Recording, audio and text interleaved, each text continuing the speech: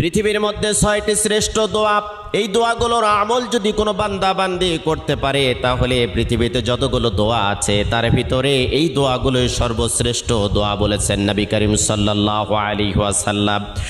কোনো বান্দা বান্দি যদি যতই বিপদে থাক, কষ্টে থাক, দুর্ভিক্ষে থাক, উৎকণ্ঠার মধ্যে থাক না কেন, সকাল থেকে সন্ধ্যা পর্যন্ত যদি কোনো বান্দা বান্দি দরুদ শরীফের আমল করতে পারে, রাতের বেলা যদি দরুদ শরীফের আমল করতে পারে, হাজারো অশান্তির দাবানল থেকে আল্লাহ রাব্বুল আলামিন শান্তি দান করবেন।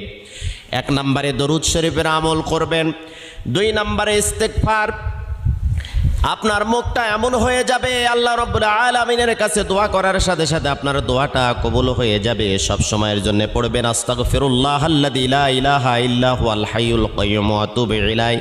যদি না পারেন তাহলে পড়তে থাকবেন শুধু আস্তাগফিরুল্লাহ। 3 নম্বরে আপনি পড়বেন ইয়া যাল জালালি ওয়াল